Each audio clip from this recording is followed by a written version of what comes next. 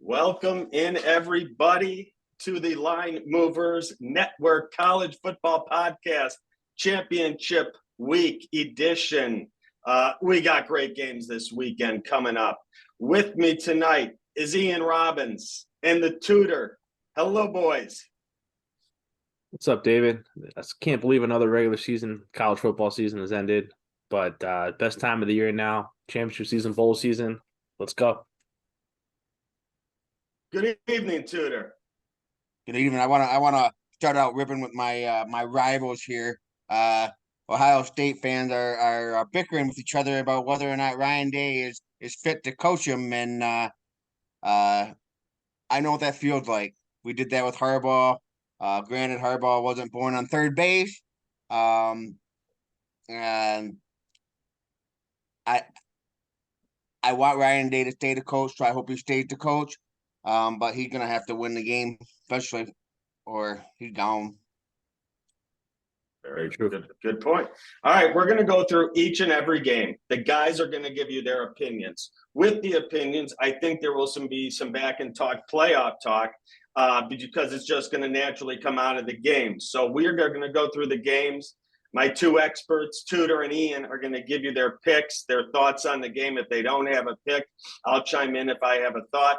But it's their picks that run this show. So we're going to go in time order. We're going to start Friday night times Eastern, 7 p.m. Conference USA Championship.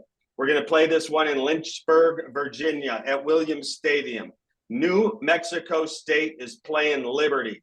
Liberty, 10.5-point favorite, 54.5 on the total. Ian, we're going to you first, buddy.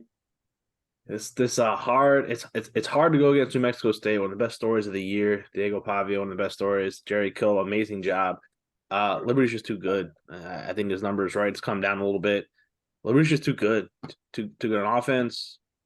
Too explosive. Too well coached. Jamie Chadwell. I think Liberty is going to lay it, smack down the hammer, make their case for New Year's 6. Tutor?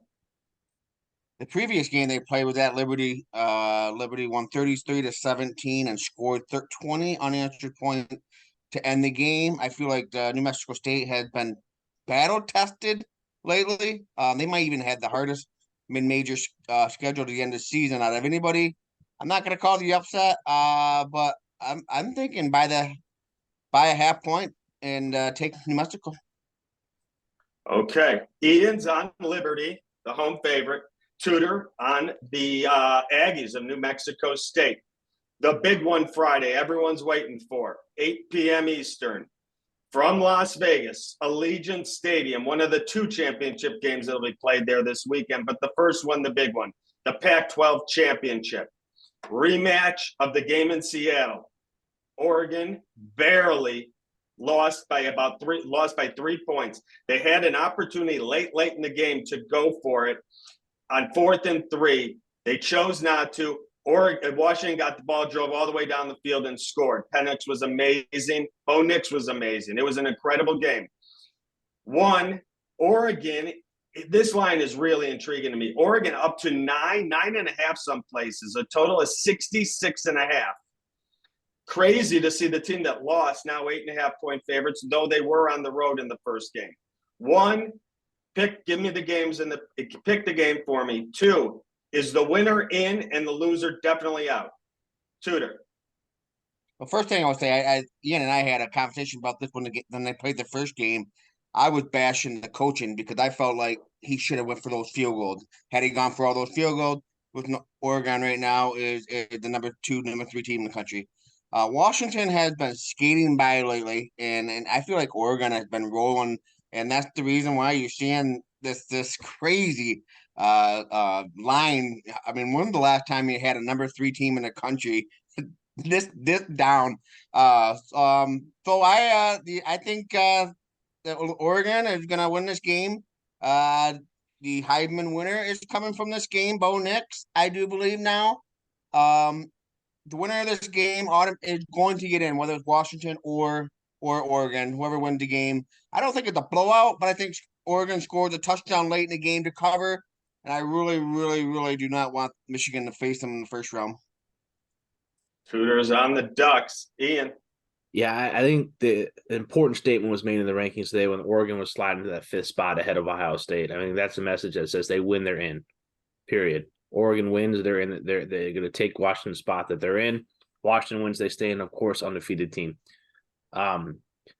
Before I tell you, if Washington were to lose this game, and there was some other chaos where you're looking at, Texas potentially losing and Alabama losing, and Florida State losing in that last spot, is kind of up in limbo. So you're talking about Oregon, Michigan, and Georgia locked in that 4th spot. If Texas were to lose, if Florida State was to lose, and if Alabama was to lose, then where does that last spot go in? You're talking, is it Ohio State? Is it Washington? Well, at the end of the day, Washington, no matter what, has beaten every team on their schedule because it's a rematch, and they've beaten this team already. So if they take their first loss, they've already beaten every team on their schedule. And that's a statement that no other team in that discussion can say. So that's something that they have up on Ohio State. Plus, they lost in the conference title game, a game that Ohio State's not even playing. So I do think that Washington has a case. I don't think they're going to get in, but I think there's a debate worthwhile for that. It'll be conference rivals next year. Onto the game itself, though. So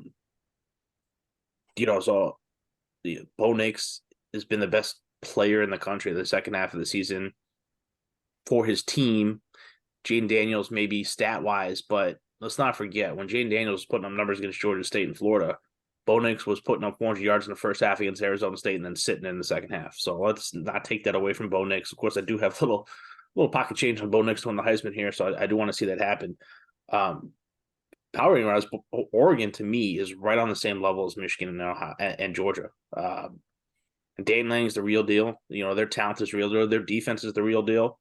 And as far as skill positions on the offensive side of the ball, Bucky Irving, Tej Johnson, Tony Franklin, Terrence Ferguson, that is a monster of an offensive skill position player. Now, in this game, Washington's going to have the best receiver on the field, but the next 6 best skill players all belong to Oregon. Oregon's just way too much. They're just way too much for Washington right now. It's a great game. I think Washington got by with the home field advantage. Penix was at a different level that game. They're a different team this year. They're the second half of the season, they got a lot more to the running. Tej Johnson is back. That's literally Bo Nix's adopted brother who he brought out from Kent State to Oregon. You can just see the connection, 7, 8, 9 catches every game. They got a 1-2 punch like crazy. Bucky running the ball. They're just way too much, shutting teams out on defense. Oregon wins. Oregon's a real threat in the college football playoffs too. They get there. That's definitely they're on that same level. So I'd love to see it. I'd love to see them win, and I'd love to see them compete at the next spot because I think they've earned that right to be there. If they win, they've earned that right. If Washington wins, hands down, Washington absolutely deserves to be there, and Michael Penix is potentially the best quarterback that we're going to see in the playoffs. So they have a chance there as well too. It should be a great game. I can't wait. Vegas will be rocking. They're going to get 2 championship games this weekend. It's going to be fantastic. Yeah, it will be a great game. I agree with you. So the guys on Oregon there, I am really going to feel bad for Washington if they're in this game and lose, that they're not going to make the playoffs. Yet they, like you pointed out, Ian, they had already beaten Oregon. So they're going to split on the year, and one's getting in and one's not based on when the win was. It's going to be a tough break for Washington if they go down. The better team right now, better team today is who, David? I'm with Oregon. I think Oregon's the better team today. I do. But I'm a guy that likes to have it done on the field. I want to see it played out on the field. They played and Washington won. So right now, it would bother me to see Oregon get in. But like you say, I do think Oregon's a better team. I think Oregon wins Saturday. I think Oregon goes to the playoffs. Yeah. Moving to Saturday, Tutor. Your day is coming, but we're going to start out early, noon, from AT&T Stadium in Arlington, Texas. Big 12 championship. This has huge playoff implications. Oklahoma State, the Cowboys, are taking on the Texas Longhorns. Texas, 14.5-point favorites, 2 touchdowns and a half, a total of 55.5. Some say Texas is in with the win. Tutor, what do you see in this game and Texas's chances? Yeah, this is one of the few games that's not a rematch. So we haven't had a chance to see them play yet against each other. Uh, I do think Texas wins, but I think that Mike Gundy and Ollie Gordon will have this team competitive enough to be there till the end. Since the Oklahoma loss, Texas has been in a dogfight for the 6 game they played. This is definitely the toughest task. I'm going to take Oklahoma State plus 14.5, but I am taking Texas to win. And but I do think that if they win, they're not in unless a lot of things happen in front of them.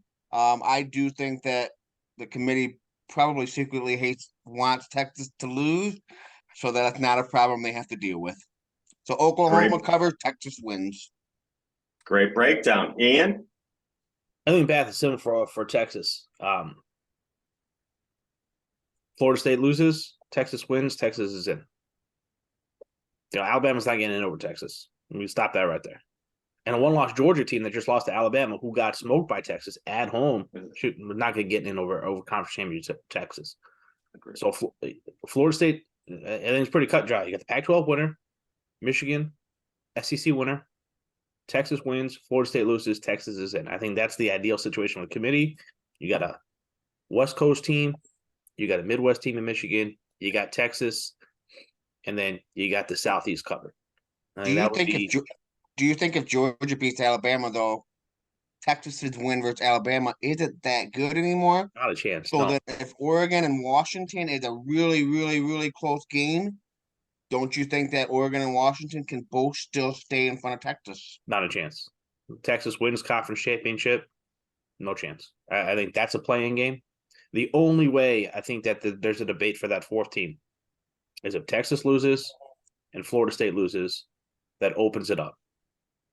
Was Florida State get in with one loss? Probably not. Ohio State get in with one loss? Maybe. Does Washington get in with one loss? Maybe. I think that's why is Texas not above them now? I don't know. I don't know why they're not above Ohio State. I think they're giving them the chance to be above them. It's a really, really, really tough argument to say that Texas, who has a road win at Alabama out of conference, wins their conference title game, doesn't lose a game on the road or at home, loses to a top 12 team on a neutral site only, and you're going to keep Texas out for who? Ohio State? We did this already. Oregon loser. Oregon loses, they're done.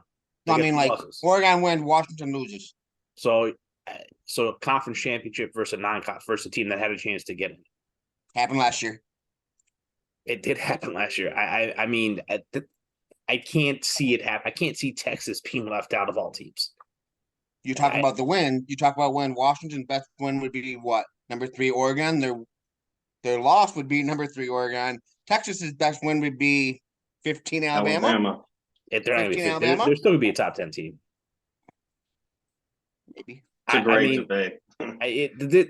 You can't. What's the point of conference? Like, and the whole debate about Alabama getting in over Texas is why do you play the games? Well, why schedule that game? You know, I don't think Alabama jumped Texas. I think Alabama needs to lose. it's all relative anyway because this is all going away next year. True, but I can't see a scenario where a one-loss Texas team, and this is going to play in my handicap. Texas won by 50 last week. They lost their best player and they won by 50 against Texas Tech, a bowl team. I can't. They need Florida State to lose. That's the Florida State wins. They're in, and they're in as a token number 4, and that makes number 1 become so important. The fact that Georgia was still retained number 1 this week was huge because if Florida State wins and they're number 4, then Georgia takes on Florida State. Now, if Florida State wins and Oregon wins, where does they slate that? Does Florida State move up to 3? That becomes that's interesting. That's tricky. That's the tricky spot now. Now you want to be at 2. Yes. Then you want to be at 2. It's an interesting. The committee likes to contradict themselves. They should rank the team right now based on how they would rank the team next week if all these teams win. That's how they should rank the teams. So it's interesting to me. I think Texas. One thing I'm concerned about is their running back depth. Jonathan Brooks, their best offensive player, he's out. C.J. Baxter, their 5-star running back who took over last week, he got hurt. He's questionable to play. They did throw their hammer down. I think they're throwing a hammer down this week. Oklahoma State's not in their class. Oklahoma State's the team that got blown out by South Alabama earlier this year. Let's not forget that. I know Ollie Gordon. They found him. He's an amazing player. They were down 24-6 at home against BYU last week. They were down. They had to come back. They got blown out by UCF. Oklahoma State cannot, talent-wise, hang with Texas. Texas has a great run defense. They could try to focus in on Ollie Gordon. They got NFL players on offense. Quinn Ewers can find Worthy got a little bit banged up. He came back in the game. He should be able to play. They got good players. I think Texas is going to run the score up. I think they're going to throw the hammer down. I think they're going to make themselves in the debate to get to the playoffs. I don't think they make noise in the playoffs, but I do think they deserve to be in the conversation. I like Texas by at least 3 touchdowns. Okay. Ian's on the Longhorns, Tutor on the Cowboys. Remember to follow us on Twitter at @the_LM Network. Follow Ian Robbins and all his coverage of all the sports, great on golf and football and every other sport at Robbins, ROBINS, Ian, IAN, and Tutor, right? At DK Michigan CT, right, buddy? Awesome. All right, Tutor, this bowl game's coming to your hometown. MAC championship, the one you've been waiting for. Tutor will be on the 50-yard line, 10 rows up for this one. Miami, Ohio is taking on the Rockets of Toledo. Toledo has run roughshod through this conference all year long.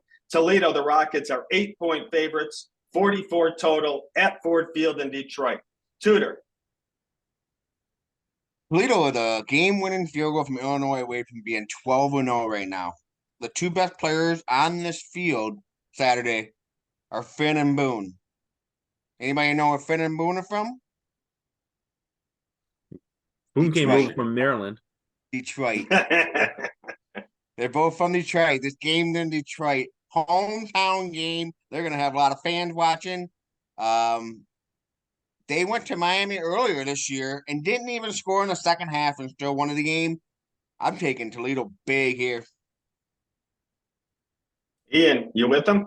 I don't know about big, but Toledo's best team. They've been the best team in the MAC the last couple of years. Miami, Ohio has been the second best team in the MAC. Gabbert, they lost their quarterback during that Toledo game.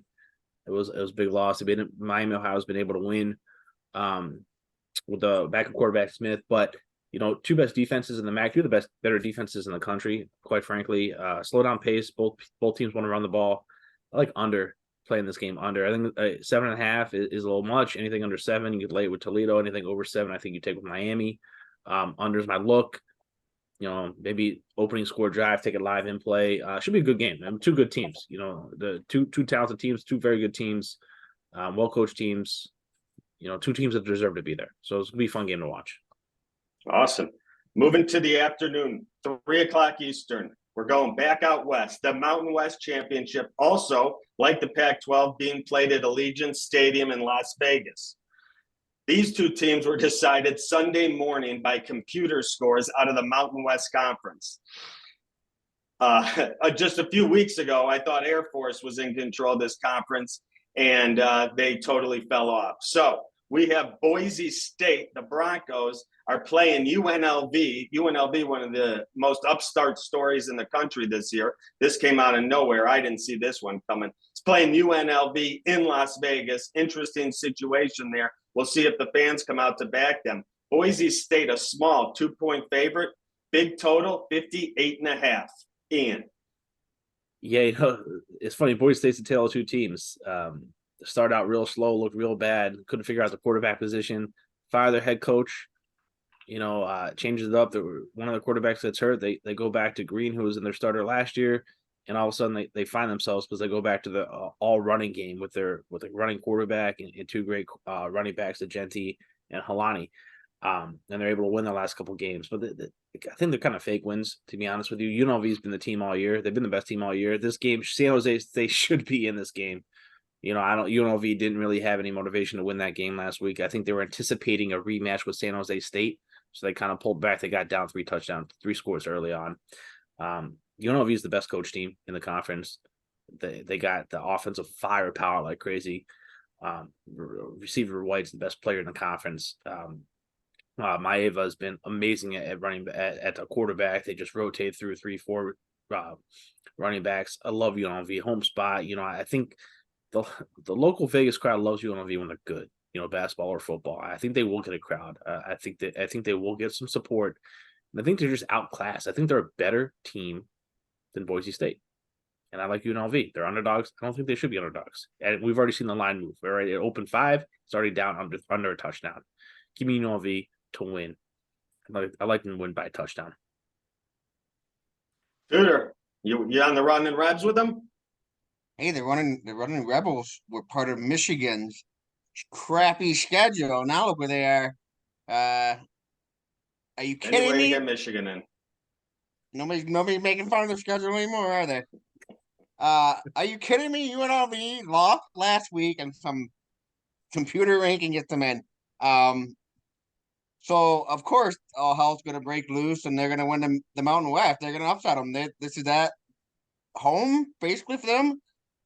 This is not a rematch, so they haven't played, so we don't know. I'm not sold on Boise as a team this year. I'm really surprised they actually made it in this championship. Like you mentioned, Air Force kind of fell off. But you know what? The Mountain West runs through Boise, right? It always has for years and years and years. So I'm not gonna be mad if anybody picks Boise. I understand it, but I'm going with UNLV upset. All right. Both the boys on the Running Rebels. 4:00 Eastern. AAC Championship down in New Orleans at Yulman Stadium, Tulane's home field. SMU is coming in to test the Green Wave. Tulane, 4-point favorite, a total of 50.5. We'll start with you, Tutor. SMU or Tulane? Yeah, there's no Preston Jones, so I don't know how good the backup is. It just seemed like, take Tulane on the line and just go with it. I would probably pick SMU if Jones was playing. Otherwise, I got to go Tulane. It's a big loss, right, Tutor? Yeah, that's a huge loss. I mean, it was a shame when he went down last week. Yeah, they putting up 50 points at halftime multiple times this year. He just gets that knee injury. It's just a shame for the kid. They've been having such a great season. Right, getting ready to get in that New Year's Six right before they're going to move to a major conference to probably not compete for a New Year's Six for a while. It really takes a lackluster feel out of this game for probably the two best teams talent wise. Non-Power 5, group of 5 schools, and shame. But again, SMU, Jennings, true freshman quarterbacks at the beginning. They've been recruiting a lot better. They have talent. They have more talent across the board than the other teams. But they're built on their defense. Their defense has been strong all year. And Tulane has just kind of been, Pratt's a great player naturally, but they don't have that, Spears was such a difference maker for them last year. Yeah, that's great. He really took them to the next level. When you watch Tulane games, kind of just skating by. And it's not, they're just like lacking. The Mississippi game, they had some explosiveness. Since then, the conference play just kind of been slow, slogged out games. And last week they were big showdown with UTSA. They're beneficiaries of 5 turnovers, a couple of them inside the red zone that UTSA gave up. And I think that's really the difference in that game. I just think SMU overall is a better team. Defense should be able to hold them in. They got some depth on offense, and then they're just going to rely on that freshman quarterback, not necessarily to make plays, but not to make mistakes. And interesting matchup. Pratt's probably the best player on the field, but I think the most talent is SMU. I think that line moved way too much. I mean, you're telling me that Stone is worth, 6, 7, 8 points on the spread? That's way too much. Touchdown. Yeah, way too much to me. Give me SMU. Give me the dog here. I know it's on the road. Give me the dog to bite. I think SMU wins outright despite. And then, unfortunately, I just don't think they're going to have a chance in the next game, regardless of who it is, just the loss of the quarterback. But I think they can get this game. I think they could rally and get this game. They've been circling this game for a while. Nice. Great breakdown, boys. One more afternoon game, 4 p.m. Eastern, Sun Belt Championship. Going to play this one in Troy, Alabama. So Troy's going to be playing at their home field. Coming in is the App State Mountaineers. Here they come. Troy at home. Troy 6.5-point favorite, a total of 51. App State or Troy, Ian? Uh, it's the second and third best teams in the conference. Let's be real. James Madison will get a bowl game this year, but they're not going to be in the conference title game. It'd be a great game if they're able to play Troy in this one because Troy's really had a nice season. App State has been playing a lot better. They did get that win over James Madison. That was an impressive win that they got on the road there.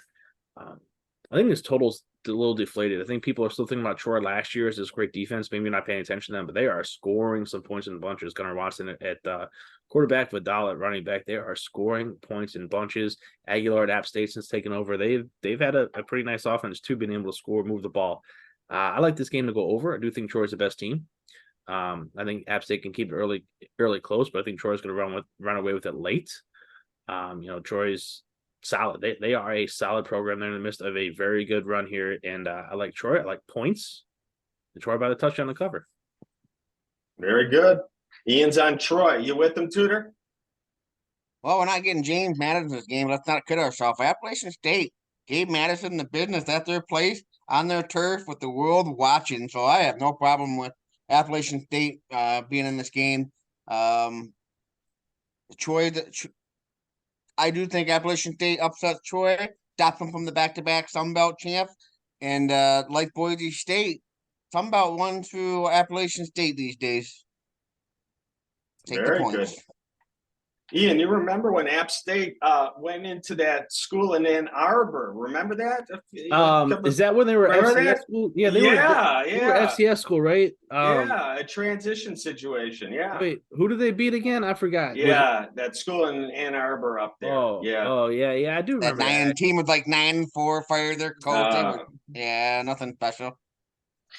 4 p.m. Atlanta, Georgia, the Mercedes-Benz Stadium. Georgia, number 1 in the nation, 2 titles in a row, looking for number 3.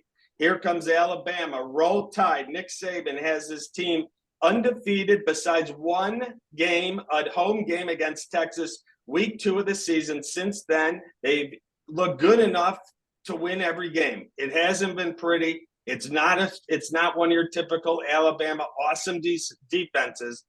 But Nick Saban has got them to this point. They haven't lost in the SEC. Georgia is going to be a 5-point favorite, a total of 54. Ian. All right. Hugh Freeze, Auburn coach. It's a 30-yard line. It's 4th and goal. Send more than 3 guys. What are you doing? What was the coverage? What are you doing? Okay. Now it's out. Georgia's got way too much talent on the offense side of the ball. You look at every skill position, especially now with Chase McClellan a little banged up for Alabama. Milroy has gotten way better, since his benching. He's come back. He's played a lot better. But, Alabama has certainly turned the tide, so to speak. But, Georgia turns it up when they want to. Bowers is back in full force. McConkey sat out last week. They didn't really, they really kind of play when Georgia Tech. They usually do. Edwards, Milton, besides it. Beck has been a really, really good addition to the quarterback. He's been a guy who can make plays. Defense doesn't have the same front end talent, but let's not kid ourselves. They've still got plenty of talent. I do think we see some points scored as we have in the last couple of Alabama Georgia games with all the offensive talent there. I just think there's way too much. With Bowers being now fully back integrated into the offense, he's the best player on the field. And he makes a difference. And I think Georgia's going to turn it up. They're going to start out fast, and they're going to be able to finish the game. I just still think that Alabama is just a level below. I don't know differentiate. Big picture, I don't know if Georgia is that much better than Michigan or Oregon this year as a power rating standpoint. They would play. I don't think the spread would be that much out of line as it might have been last year, the year before that. But I still think Georgia's a better team than Alabama. I still think they're going to win this game. Crowd's going to be split. No home field advantage really there in Atlanta. I think Bowers makes a difference. McConkey makes a difference. I think Tajon Edwards makes a difference. I think Carson Beck at the end of the day is going to make the difference. Georgia cover the spread, but give me over. It's my official play. Over for Ian. Tutor, what do you see? We probably get a big playoff worthy matchup here. Winner gets in, most likely. Both teams looked sloppy last week, but they won their must-win rival game. Last year, Georgia beat Alabama for the first time in, I think, 7 or 8 years. Georgia never beaten Alabama for the SEC championship. I don't think the most ridiculous 4th and 31 play is going to get wasted for nothing. Saban gets it done. Committee gets their chaos. Wow, Tutor on the dog. I'm going to jump in on this one. I'm with Ian. I know he likes points the most. I like Georgia. I just love when this team, when they have Brock Bowers on the field and McConkey should be back and healthy enough for Saturday. I just like this. I like the Georgia offense. I think they put it together. I think this is not one of Saban's best teams. I think he's done a great job. But I think Georgia outmatches Alabama down the stretch in the second half and pulls away. But here we go. We're going to go to the ACC. Another playoff spot up for grabs here. The ACC championship is in Charlotte, North Carolina. Louisville, straight off a home loss. They had a great season going, and then they lose at home last week to their rival Kentucky after they were winning at halftime. They gave away the lead and then lost. They're playing Florida State. The Seminoles are a 2.5-point favorite, a total of 49. But remember, Noles quarterback Jordan Travis will not be playing. This changes the entire Seminole team. Tutor, what do you got here? I'm not gonna lie. I fully expected Florida to take care of the business. Some of you got a gator on their shirt, but no, they didn't, and here we are. Trey Benson had a big-time game last week. Louisville just let Ray Davis, as expected, eat them up last week. So I think they're gonna lean on Dave Benson again this week. And I think the Florida State defense is good enough to contain Louisville. My stance has changed on Florida State. I think that they're going to put a big old FU to the college football world, not the committee, the college football world, by making the committee happy with a win. And I hope Michigan gets them in the first round because I do not see a scenario where undefeated Florida State not getting in. I was going to ask you that. So Florida State Tutor wins Saturday. They're in. You believe that? Okay. Ian, what do you see here? Yeah, I just don't think Florida State has the ability to get their playmakers involved. Rodemaker, he just flat out didn't make plays. I think Florida gave Florida. I watched the game. I watched every play with a Florida Gator lens of eye. But yeah, there's more talent on the offensive side of the ball of Florida State, but they didn't make the plays. Johnny Wilson, Keon Coleman didn't get involved, and that just can't happen. They couldn't get involved because Rodemaker couldn't get them involved, and that's the problem. Florida's not coming out with a great defense here. Benson got the runs late in the game when Florida was just beat up and banged up in the halfway through the fourth quarter. Louisville has playmakers on offense. Jawar Joe and Jamar Thrash. They have the ability, as Garendo. They have the ability to put points on the board. Brom's a great coach. I think Louisville is going to run out the score, and I don't think Florida State's going to be able to keep up. So I do think Louisville's going to be able to get that win and get to the Orange Bowl. Great breakdown, guys. Yeah. He is. He's on Louisville. All right, Tutor. The one you've been waiting for. You got 3 minutes, Tutor. Lucas Oil Stadium. I'll take the same amount of time you did on SMU and Tulane. All right, Lucas Oil Stadium will be the backdrop. Michigan, fresh off the huge victory against Ohio State, pushing Ohio State down and most likely out of the playoffs. Michigan gets Iowa. Everyone knows the story this year. Iowa can't score, but they're going to play incredible defense. They're going to knock through 4 field goals, and they're going to beat you 12-3. But here comes Michigan, a Big Ten team with an offense and a ground game that is as good as any in the country, probably the best. They got 2 guys that can run it. J.J. McCarthy is great at the quarterback. He calls the plays, and he really knows what's going on. I love the head he uses. From Nazareth Academy, Ian knows that, out of Chicago. I know J.J. very well. Know him long time. Tutor, all you, buddy.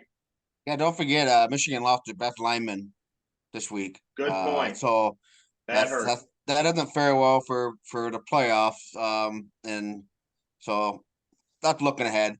But call me crazy. I do think Michigan's going to sleepwalk through this game because they are riding straight emotion from these last 3 weeks. Harbaugh's back. Harbaugh's also stubborn, and I do think he's gonna play some head games with Kirk.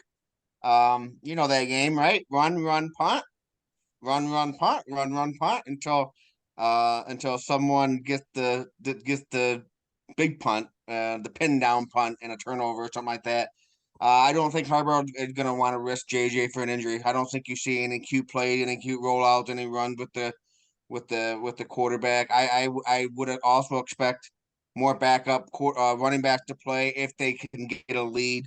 Last year was 20-7 with a minute to go in Iowa. It was a crazy scenario where Michigan scored and Iowa scored right back, both in a minute. I see something similar like that. I do not think Iowa will score an offensive touchdown. I don't even know if they'll get past the 50. If Michigan doesn't turn it over, I don't know if Iowa will get past the 50. I do think the under 35.5 is good. I am also do think that Iowa is going to cover. I'm thinking something silly like 24 to, I don't know. I mean 21-0, 24-3. Unpopular opinion though, I still think Michigan can find its way in the playoff, even with a loss, as long as they don't get hammered. The committee has proved that conference championship doesn't always mean everything, and money talk. So if the right amount of teams lose this week and Michigan loses, I can see them staying ahead of Ohio State and staying fourth. Can Georgia lose and But I get don't in? want to. They need to win. No, Georgia can't lose Can again. Georgia lose and get in? No. If Georgia loses, same scenario. They need the right team to lose. Okay. Ian, you've known JJ McCarthy since he's a little kid, a little boy. You've seen him grew up right around where you've been for a long time. You have an interesting take on this game. We want to hear it. There's no bias here because he's not a Michigan or an Iowa guy. I'm not saying Tutor did. He was very fair. He gave us an Iowa pick, actually. Likes Iowa with the point.